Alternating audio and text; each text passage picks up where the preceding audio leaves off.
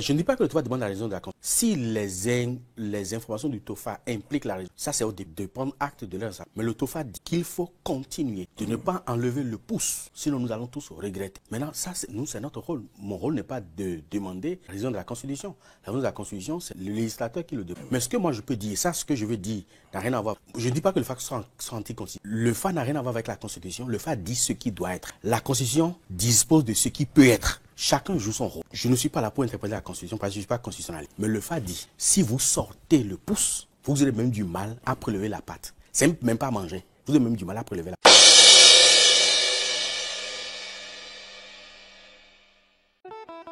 Bienvenue sur Alafia Média. Ici, nous diagnostiquons l'actualité, critiquons le système économique et social en Afrique pour proposer des solutions pour la reconstruction et le progrès durable en Afrique. Parce que l'Afrique a tout pour réussir. À tout de suite.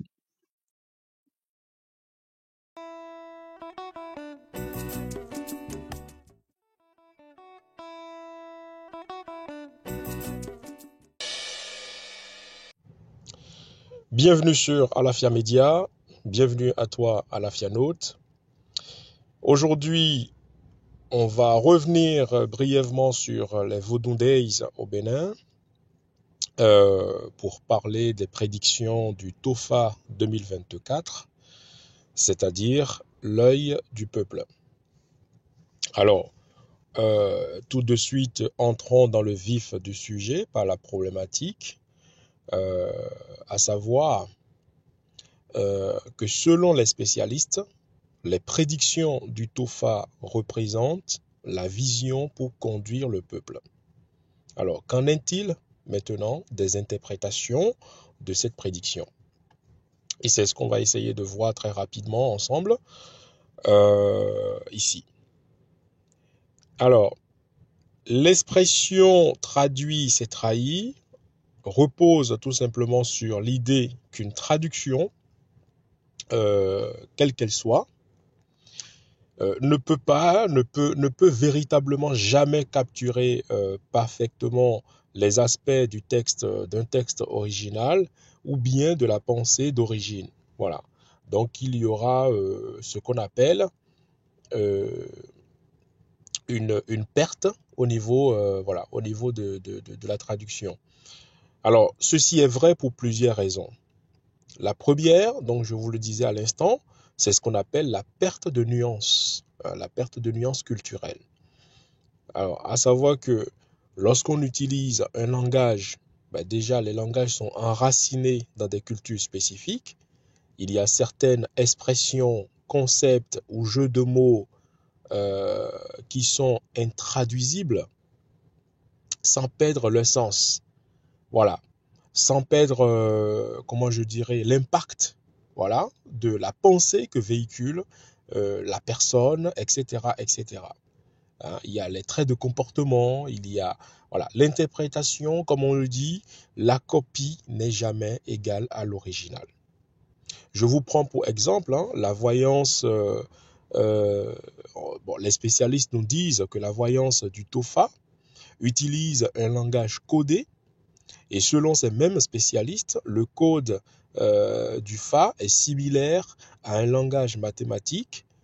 Donc, on peut clairement qualifier ça du langage open source. Voilà, c'est-à-dire que on peut tout faire avec le langage du FA, on peut tout dire, on peut avoir toute forme d'interprétation possible. Et dans ce contexte, normalement,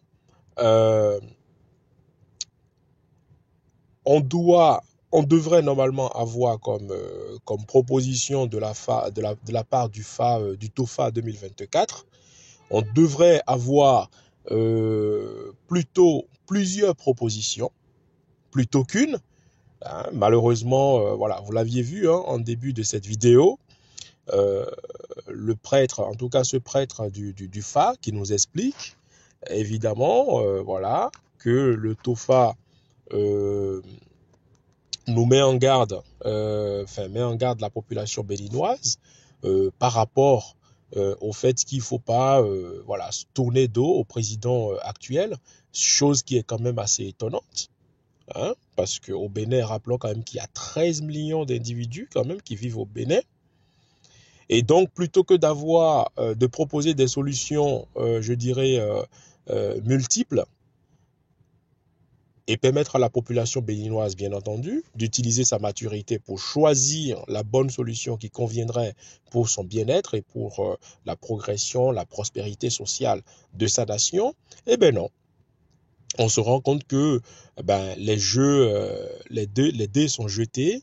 Le TOFA a pris la décision et s'est clairement penché d'un seul côté, du côté d'un seul homme, par rapport à 13 millions d'individus qui vivent dans ce pays. Donc, il y a quand même de quoi s'inquiéter un petit peu, voilà, de la véracité des prédictions du TOFA.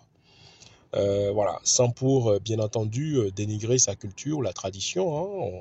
On reste, bien entendu, respectueux de la religion, de la croyance des uns et des autres, mais on se pose clairement la question de savoir si quelque part il n'y a pas un parti pris de la part de ce TOFA qu'on nous présente comme la vision pour le peuple. Voilà. Donc, autre chose importante, c'est de savoir que il y a aussi évidemment l'interprétation subjective.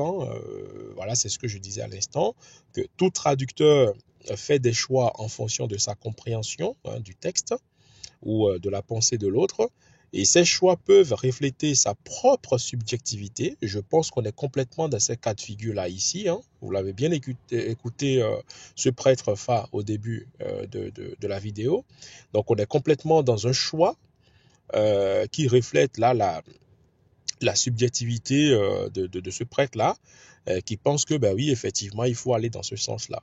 Voilà. Ce qui peut, bien entendu, et c'est le cas d'ailleurs, parce que ça éloigne complètement de l'intention originale de l'auteur. Parce que pour autant qu'on nous dit que le Fa, c'est comme la mathématique, c'est exact, il n'y a pas de mensonge, mais pour autant, l'interprète nous éloigne complètement de la compréhension de ce code, de cette prédiction. Voilà. Donc, je pense qu'il y a matière quand même à réfléchir de la part voilà, de ceux qui veulent vendre la religion vaudou comme étant une religion accessible à tout le monde. Il faudra un peu plus de pédagogie, un peu plus de vérité, voilà, pour pouvoir convaincre le maximum de personnes à s'intéresser, ne serait-ce que déjà à s'intéresser qu'est-ce que c'est que le vaudou, comment ça se passe, et puis après, éventuellement intégrer, voilà. Donc, voilà la présentation, voilà ce que j'avais à vous dire aujourd'hui de façon assez rapide par rapport à cette interprétation, parce que qui fait quand même beaucoup bouger la toile. Donc, effectivement, voilà. En guise de conclusion, je dirais que, et c'est un message que j'adresse particulièrement aux autorités béninoises, s'ils ont l'opportunité de tomber sur cette vidéo, c'est un message que j'adresse en particulier aux autorités, à savoir que on ne peut pas construire une nation prospère durablement sur la base de la voyance. Une nation prospère et durable se construit plutôt en se basant sur les forces vives de la nation, éduquées et bien nourries à la hauteur des résultats attendus pour le développement de cette nation. Donc, au travail, les gars, il n'y a que par le travail, la dignité, que nous gagnerons le respect et nous gagnerons la renaissance de l'Afrique, la renaissance du Bénin et la renaissance de tout un chacun de nous à travers le monde. Vie, force, santé.